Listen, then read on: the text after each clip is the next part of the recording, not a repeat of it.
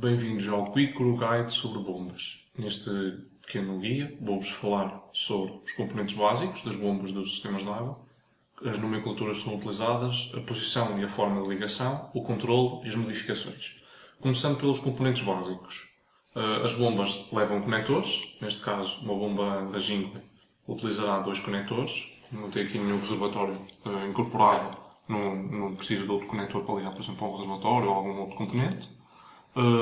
Elas têm um veio, têm um propulsor, têm um cabo de alimentação e têm o corpo em si, que neste caso é plástico, mas existem bombas que já vêm com um topo em metal ou vários componentes em metais e zonas de PCB.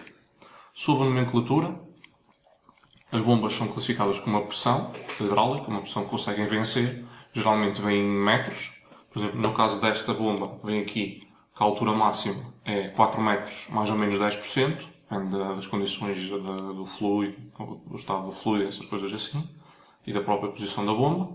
E aqui a mais pequena diz, por exemplo, 2,2 metros.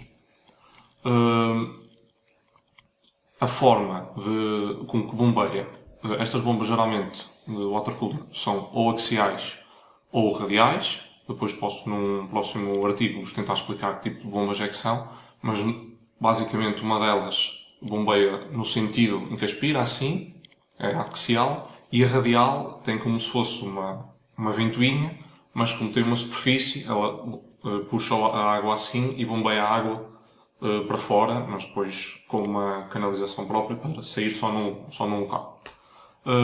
O caudal geralmente é ou em galões por minuto, como costumam classificar lá fora, ou em litros por hora. No caso desta, vem em litros por hora, por exemplo, e diz 800 litros por hora, mais ou menos 10%, e a versão mais pequena da Jingwei vem com 400 litros por hora, mais ou menos 10%.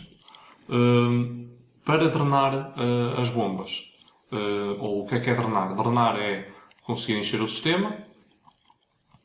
Geralmente colocam a bomba depois do reservatório, para a bomba puxar a água do reservatório, de um volume maior de líquido, e assim conseguem, ao encher o reservatório, fazer com que a bomba seja mais facilmente alimentada com água, porque se estiver colocada antes do reservatório, quando estão a encher, quando ligam, a bomba não tem nada para trás para puxar, ou seja, existe a possibilidade dela se estragar, e se não conseguirem que o líquido chegue, pode mesmo estragar-se. Depois existe outro fenómeno que tem de se ter cuidado com as bombas nos sistemas de água, que é a cavitação, que é quando a pressão, por algum motivo, na bomba ou numa zona da bomba, é tão baixa que a água passa de líquido a vapor, ou seja, forma pequenas bolhas de ar, e essas bolhas são altamente destrutivas para a bomba. Por isso é que se tem de ter sempre cuidado para as bombas, quando se ligam, mesmo a drenar, estarem a ser alimentadas por água, senão a cavitação rapidamente estraga as bombas. Consegue-se muito bem perceber a cavitação, porque faz um barulho, um ruído, uma espécie de um bater, que é mesmo não está num estado normal a bomba. Sobre a posição e a alimentação, então a posição, como eu já referi, deve ser depois do reservatório, ou seja, a bomba estar a puxar água do reservatório, e tem de ter cuidado com a posição para não criar cavitação. Existem certos modelos, da Lang e essas coisas assim, que certas posições é muito fácil criarem cavitação e, dependendo da altura a que está na caixa, dependendo do tamanho da caixa e da altura que ela está no loop, a cavitação é muito fácil de acontecer, especialmente devido à potência e esses valores que algumas bombas geram. Existem também outras formas de ligar as bombas. Podem ligar duas bombas em série, ou seja, a bomba está puxada do reservatório, bombeia para outra bomba e essa bomba é que está a bombear para o sistema, ou seja, está em série, como umas resistências em série num sistema elétrico. Ou em paralelo, ou seja, vai existir uma divisão, um Y, no sistema e cada bomba puxa e volta depois a ir para o mesmo canal. Ou seja, assim está a passar metade do caudal em cada bomba, ficando cada bomba sujeita a menos esforço. As em série utilizam-se para conseguir provocar uma maior elevação ou maior potência hidráulica, por assim dizer, estando resolvidos casos se uma bomba falhar, depois têm de ter ali um pouco de cuidado, mas conseguem manter mais e combater melhor a restrição porque conseguem ter uma melhor pressão a passar nos blocos e não existe tanto problema de queda acentuada no caso de loops muito compridos.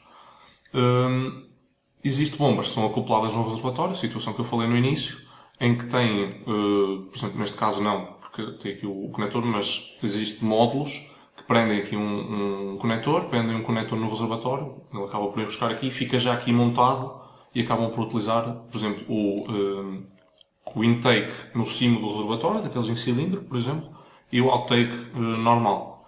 Assim, ou podem depois meter ao contrário. Existem vários reservatórios e é uma situação de ver, mas existe bombas que têm de ser acopladas a reservatórios ou com um topo específico de algumas marcas. Sob o controle, cada bomba tem uma potência consumida. Neste caso, por exemplo, nesta linha da Jingwei, vai dos 18 watts nesta bomba mais potente aos 6,5 nesta bomba mais pequena. Claro que é estes valores que têm de ter atenção e, sobretudo, que no arranque a bomba poderá esforçar um pouco mais a fonte de alimentação. Isto significa que não devem ligar as bombas diretamente à placa-mãe, exceto algumas placas que poderão estar preparadas para isso e aguentar isso, mas geralmente as placas não têm alimentação suficiente nos 12 volts para isso ser seguro. Não quer dizer que não consigam, mas para isso ser seguro. Mas também é este valor que têm de terem atenção quando querem ligar uma bomba a um controlador. Por exemplo, existem controladores como o da Bitfenix, o Hydra Pro, que aguenta watts suficientes para se conseguir lá ligar uma bomba. Certos modelos também da Aquacomputer, do Jaco Air e assim, permitem-vos ligar bombas, mas dependendo do consumo que a bomba tem, podem só conseguir ligar uma e assim já ficam mais limitados no resto de ventoinhas a ligar. Depois o controlo. Pode existir controle por rotações, pode existir ou por, neste caso, 3 pinos ou 4 pinos. No caso do controle por pulsos. Existem bombas que têm um PCB especial, no caso da Aquacomputer isso acontece em algumas bombas, que se ligam ao AquaAir e ao AquaSuite, essa linha toda de produtos, em que a bomba tem um total de valores que registra o PCB e envia para o programa. Isso permite-vos controlar as coisas. Por rotações, podem um pouco tentar controlar de alguma maneira, se conseguirem, dependendo do software, controlar as rotações por grau ou que rotações é que pretendem que a bomba tenha para determinada temperatura ou patamar. A nível de modificações, neste caso, nesta bomba não existem modificações, só existem reservatórios que se podem acoplar um pouco mais diferentes ou acoplação direta, mas, por exemplo, as Lang permite vários topos, de várias marcas, da Alphacool, da Phobia, da EK, toda uma panóplia de marcas que oferecem topos para essas bombas que também são muito utilizadas, bombas até duplos, para conseguir fazer a tal situação de bombas em série. Depois existem também modificações no corpo, no caso da D5 da Alphacool, num projeto do TNA, nós fizemos toda uma modificação no corpo da bomba, trocámos a parte de trás, trocámos o topo e até metemos o reservatório acoplado nesse próprio topo, que é um kit de modificação específico para essa bomba. E depois existem algumas modificações que se fazem internas no PCB, também no caso de algumas LAN, que é permitir a leitura das rotações da bomba.